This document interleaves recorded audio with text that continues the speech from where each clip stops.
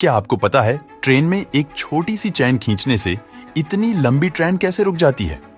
आपने ट्रेन की पटरियों पे बहुत सारे पत्थर देखे होंगे, तो इतने सारे पत्थर ट्रेन की पटरी पे रखने का मकसद होता क्या है? और ट्रेन के पीछे क्रॉस मार्क क्यों होता है?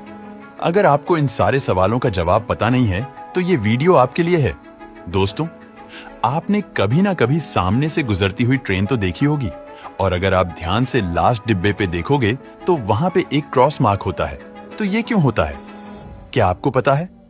नहीं तो चलो मैं आपको बता देता हूं। जैसे कि आप सबको पता ही है, ट्रेन बहुत लंबी होती है। उसके डिब्बे एक दूसरे से मैकेनिकल कपलिंग से जुड़े होते हैं। अगर किसी कारण ये डिब्बे एक दूसरे से अलग हो गए तो ट्रेन के कुछ डिब्बे आगे निकल जाएंगे और कुछ डिब्बे ट्रैक पर ही छूट जाएंगे, जो पीछे से आने वाली ट्रेन से टकरा सकते हैं और बड़ी दुर्घटना हो सकती है।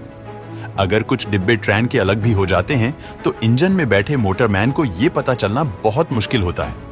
इसीलिए ये क्रॉस साइन लार्ज डिब्बे पर बनाया जाता है। जब ट्रेन एक स्टेशन से गुजरती है, तब उस स्टेशन पर मौजूद रेलवे कर्मचारी ध्यान से लार्ज डिब्बे पर बने क्रॉस साइन को ऑब्जर्व करते हैं। अगर उन्हें क्रॉस दिख जाता है तो इसका मतलब ये पूरी की पूरी ट्रेन उस स्टेशन से निकल चुकी है। अगर क्रॉस साइन उनको नहीं दिखता है तो उन्हें ये पता चलता है कि ट्रेन के कुछ डिब्बे पीछे छूट गए हैं और वो आपातकालीन कार्रवाई शुरू कर देते हैं। दोस्तों, जैसे कि हमने शुरुआत में आपसे पूछा था कि रेलवे के पटरी पर जो पत्थर होते हैं आखिरकार क्यों होते हैं? क्या आपने कभी सोचा है ये पत्थर नहीं होंगे तो क्या होगा? तो आइए समझते दोस्तों। हमारी पटरियां जितनी सिंपल दिखती है उतनी सिंपल वो होती नहीं है जैसे आपको इमेज में दिख रहा है। ये पार्ट है हमारी स्टील से बनी हुई रेल्स जो जुड़े होते हैं कंक्रीट से बने हुए ब्लॉक से, जिन्हें स्लीपर्स कहते हैं, जो आपको पटरी पर दिखाई देते हैं। स्लीपर्स के नीचे आपको जो ग्रे पार्ट दिख रहा है वो है ये पत्थर जिनकी हम बात कर रहे हैं। उसके भी नीचे येलो और ब्राउन कलर का फाउंडेशन होता है जो रेल्स को ग्राउंड लेवल से ऊपर लाता है। अगर हम ध्यान से देखेंगे तो स्टील की पटरियां इन कंक्रीट के स्लीपर्स से जुड़ी होती है।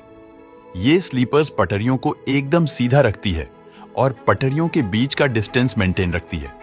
ये स्लीपर्स पहले लकड़ी की हुआ करते थे, लेकिन अब कंक्रीट से बने होते हैं और ये स्लीपर्स को एक जगह पर बनाए रखने का काम ये पत्थर करते हैं। अगर आप देखेंगे तो ट्रेन का वजन सबसे पहले पटरी पे आता है, उसके बाद में वो स्लीपर्स पे और फिर जाके वो पत्थर पे आता है। यानी कि सबसे ज्यादा लोड ये पत्थर ही लेते हैं और इन पटरियों के बीच कोई भी पत्थरों का इस्तेमाल नहीं होता है। ये जो पत्थर होते हैं इनका सरफेस रफ होता है और वो नुकीले होते हैं, और जब ट्रेन पटरियों से पास होती है तब वाइब्रेशन से यानी कंपन निर्माण होता है और ये नुकीले पत्थर आपस में मिलके इस वाइब्रेशन को अब्सॉर्ब कर लेते हैं। अगर हम इनके जगह पर गोल गोल पत्थरों का इस्तेमाल करते हैं जो कि डेकोरेशन के लिए इस्तेमाल करते हैं, तो ये पत्थर आपस में स्लिप होकर पटरियों को एक जगह पर नहीं रख पाएंगे। पटरियों पर ये जो पत्थर होते हैं उनका और एक काम होता है, ये पटरी पर घास और पौधे उगने नहीं देते और बारिश का पानी भी इन पत्थरों से इसीलिए निकल जाता है। तो दोस्तों, अब अगली बार जब कभी भी आप ट्रेन से ट्रैवल करोगे, इन पत्थरों को थैंक्स जरूर बोल देना। दोस्तों, आपने ट्रेन में चैन को देखा ही होगा, लेकिन क्या आपको पता है कि ये चैन खींचने से होता क्या है? आपने सही सोचा, चैन खींचने से ट्रेन रुक जाती है, लेकिन आखिर एक छोटी सी चैन खींचने से इतनी लंबी ट्रेन कैसे रुक जाती है? चलिए इस बात को डिटेल में जानते हैं।